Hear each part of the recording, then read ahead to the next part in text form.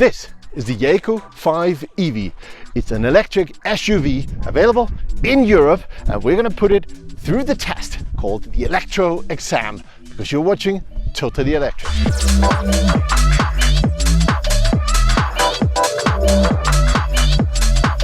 Welcome to Totally Electric, where we test drive electric cars and talk about sustainable mobility. And today, this is our main actor. The Jaecoo 5 is built on the same platform as the Omoda 5, so it's got 60 kilowatt hours of LFP batteries, with which it supposedly can do up to 402 kilometers according to the WLTP cycle. We're going to test that today at highway speeds, and as you can see around me, it's winter. We're just 2 degrees, and that's why I'm talking so fast, because I'm freezing. We've got a charge port in the front, 130 kilowatts of fast charging and 11 kilowatts of AC charging. Now I'm gonna get into the car and test drive it because I'm freezing out here. By the way, this is the key. Looks like something out of a sci-fi movie or something. Maybe a sci-fi movie from the 70s. The charge port is motorized, so if I open it up, hang on a second here. There you go. I don't have to do anything manually. Just click some buttons. Very good. For the range test of the Jaecoo 5, we are starting with 97% of battery, which the car says will do about 328 kilometers. We'll see about that. It is relatively cold, 5 degrees Celsius, but fortunately I've got this massive sunroof which lets in a bit of heat. I'll reset this data here and we'll see how far we can go on the highway. Let's do this. Slightly annoying technical detail. I've reset this, so it's reset the kilometers, but not the efficiency. So I'll have to calculate that afterwards. And also the time, it still says 19 minutes, which is about when I left home, and I've been sitting here for a while preparing for this. God dang it. Just make reset, everything. Can't be that hard.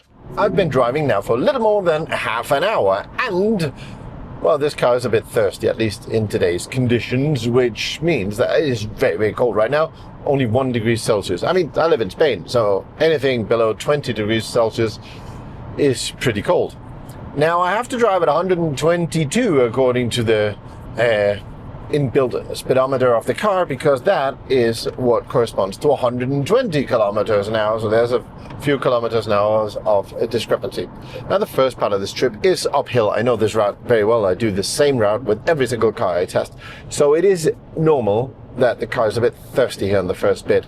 And then when I get to 50% or so of the battery, I will turn around and we should get a little bit better range going back. So I'm not too worried, even though I might get below 50% battery before I turn around. I mean, 60 kilowatt hours of battery in a bulky car like this. It's not a lot, is it? I'm halfway through the battery now. I've got 51% power left. However, I've not even done 100 kilometers. I've done 85 kilometers. What could it be that I'll get less than 200 kilometers of total range on a day like today in the Jaecoo 5? I don't believe so. I've got 60 kilowatt hours of battery. I should get at least 250 to 280 kilometers. So I'm going to keep going. I'm not going to turn around even though it's at only 50% battery now. I'm going to go all the way down to, I don't know, 45 maybe. So one thing that is incredibly annoying is that Jaecoo has not seen fit to actually activate the SIM card in this car. So I can't test the internal navigation system, and I don't know if it will do a good job of calculating my range, which is really annoying because I think that's one of the most important bits to understand about an electric car. Anyway, I got 46% battery left now. I'm gonna start thinking about turning around anytime. So as soon as I hit 15% of battery left, the car automatically put itself into Eco Plus mode, which means that it deactivated while I was driving the adaptive cruise control and the lane maintenance. So suddenly it said, beep, I'm no longer doing that. Good luck driving yourself. Right, really annoying.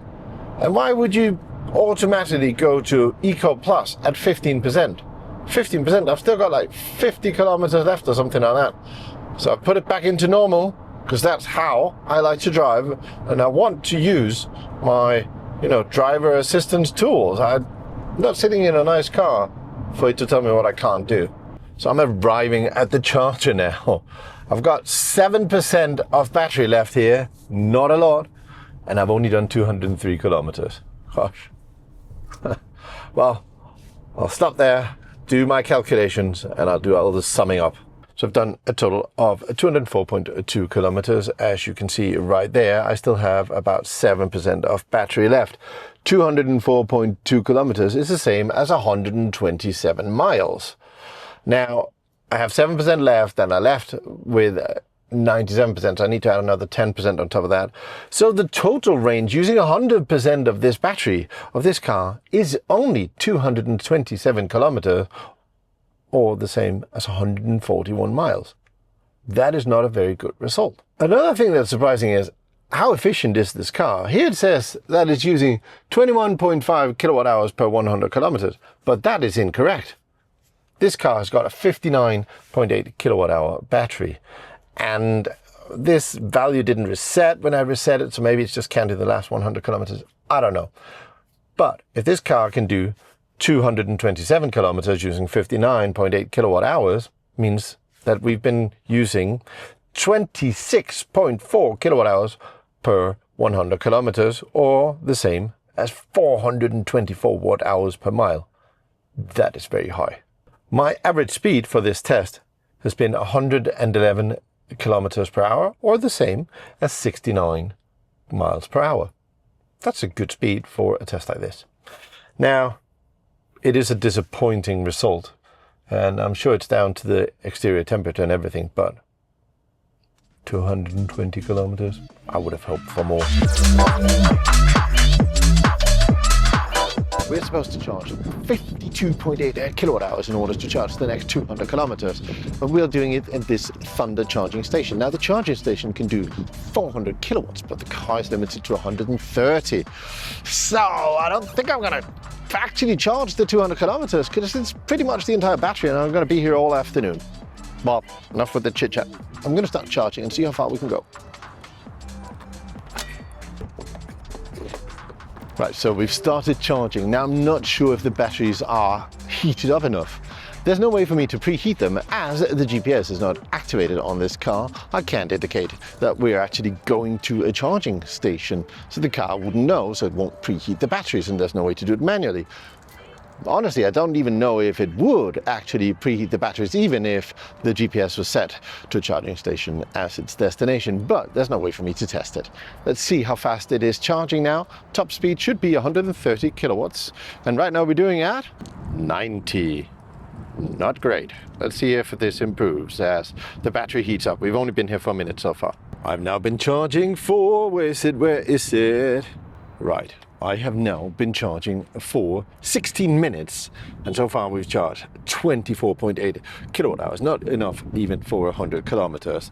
And I mean, maximum speed is charged at, it's just peaked at 100, and now we're at about 45% state of charge, and we're down to 90 again. This is not great, and it will take quite a long time for this car to charge up, so I'm gonna find a place to get some food around here.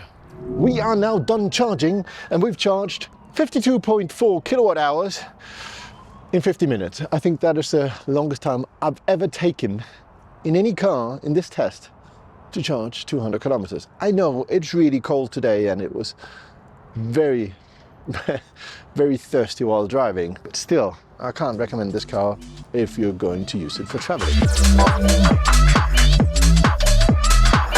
The Jaecoo 5 has got 211 horsepower. To the front wheels, that's 155 kilowatts. With that, supposedly, it can do 0 to 100 kilometers an hour, 0 to 62 miles, in 7.7 seconds. We're going to test that using our trusted Jaecoo device. Let's see how well we do. 3, 2, 1, vamos. I've done this a few times now, and my best time so far is, what do you see there? I don't know, can you see that? That should say 6.9 seconds. 6.9. That's quite a lot better than the official 7.7. To configure this car, I need to go into a few different menus. For example, I've got this here that's called New Energy, and in the New Energy, I can select whether I want the energy recovery level to be low, medium or high, which basically means if I take my foot off the accelerator, how hard will it slow down or how fast will it lose speed. Now I can also go into vehicle settings, and in there I can change my steering force mode to either be comfort, so that it's light, or sport, so that it's a bit more heavy. That's quite a noticeable difference. Then brake pitch control and brake pitch control sensitivity can be set to low or high, which basically affects how much do I have to push on the brake in order for it to slow down significantly. So I have to go into the two menus in order to change any of this. I can also just click the mode button down there to change between eco, normal or sport mode. There's no personalized or customized mode here. It's just those standard 3 ones. So first up, we're going to test the regenerative braking. Okay, so I'm going to go at, there's a roundabout here, so I'm going to do the roundabout, but never mind. I can do the roundabout at 40, and now I'm letting go of the accelerator, and now we're doing 30. Let's see. Is it slowing down? Yes. Now we're doing 20. Now we do 16, 15, 10, and from there on it just keeps drifting forward. So it's not completely a one pedal driving system. The system will require you to actually apply the brakes if you want to come to a full stop. Such a shame, but unfortunately very common in Chinese cars. There are 211 horsepower, 211, the same as 155 kilowatts going to the front wheels. Now, instant torque, front wheel drive, more than 200 horsepower means that if I put my foot down, and if I'm not going exactly straight, I'm gonna get a lot of understeer. And this happens quite often on this car, which means that you will have to be gentle with the accelerator pedal. If not, you're gonna go through front wheel tires like it's nobody's business. You have to be quite careful with this, right? Not that it's going to be dangerous or anything like that, but you're just going to spin your wheels all the time, which means that it'll eat them up.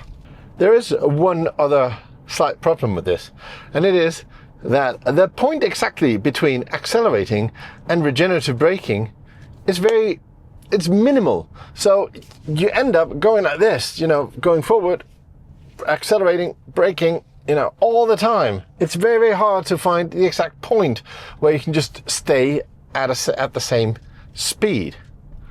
The car isn't really... hang on. There's some icy roads here going down there, so I'm just going to be very careful. I've got summer tires on this thing right here. I'm driving extremely slowly here because there might be a lot of ice on the roads here, and I do not want to end up in the ditch over there. This is so scary when there's ice on the road. Jesus Christ. There's no barrier.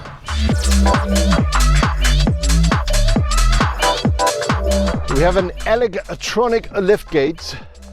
Where is it? There you go. And inside there's quite a generous amount of space here, 480 liters, but it doesn't look that big because it's all down here where, I'll show you here in my little camera here. There's a lot of space. It's just not covered in anything. So maybe you need to fix it up somehow. The interior of the Jaecoo 5 EV is a traditional Chinese interior. That's not a bad thing. It means that it is well built, well designed, no big surprises. The big screen in the middle, small screen behind the steering wheel. Only 3 buttons in the entire center console. I've got some buttons here in my steering wheel, 2 stalks, buttons on my door in order to control the windows, and that's it. No further controls, everything else happens on the screen. Oh, except for one detail here. I can use the buttons up here to cover up this massive glass roof that we've got here, and this really, helps me give a feeling of open space. I enjoy very much cars that have this glass roof, but I also enjoy when you can cover it up, because I live in Spain where usually it's very hot. Not today though. In the center console here, we've got the traditional Chinese layout. We've got some storage room here. We've got 2 cup holders. There's 1 mobile phone charger and a space for a phone without charging it. Down here, you can put a bag or something, and down here you've also got 1 or 2 plugs for your USB devices. The seats are heated, they're ventilated, the steering wheel is also heated. The screen is great. It looks really good, especially when you pull up Android Auto on it or Apple CarPlay.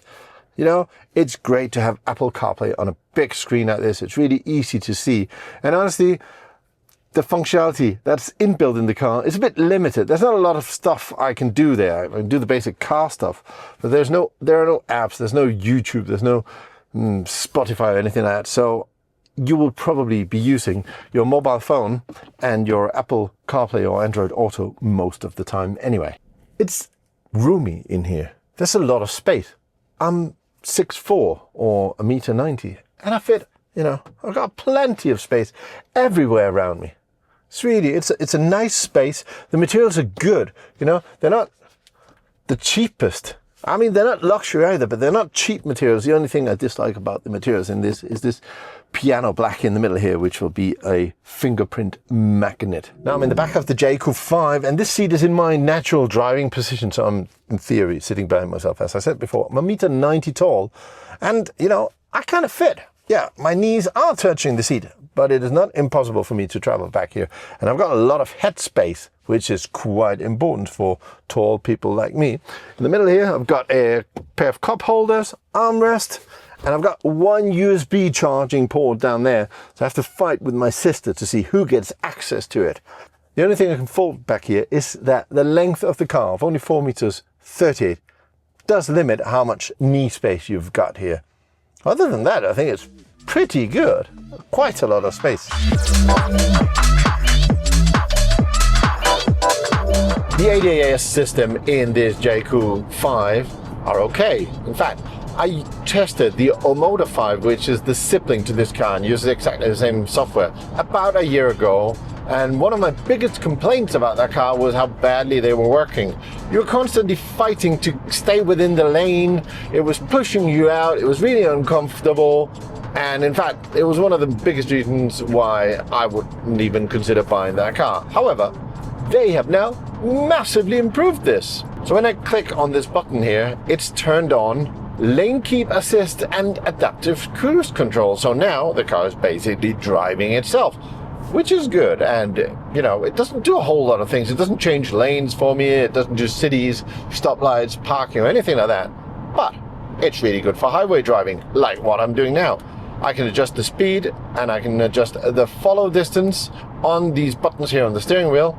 So I've basically set this to 122 and we just keep on going. The only thing that's slightly annoying is that, you know, all these icons, they're pretty small and there's a lot of information sort of bunched up together, and it's a little bit hard sometimes to see what's active and what's not. It would have been nice maybe with a heads-up display or some bigger, better designed icons. But yeah, it's all right.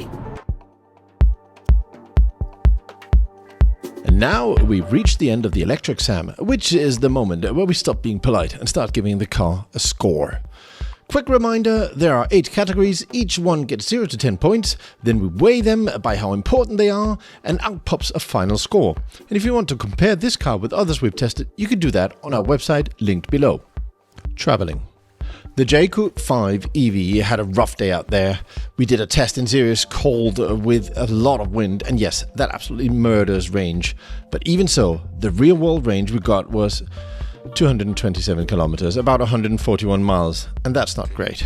Real consumption came out at 26.4 kilowatt hours per 100 kilometers, which is about 425 watt hours per mile.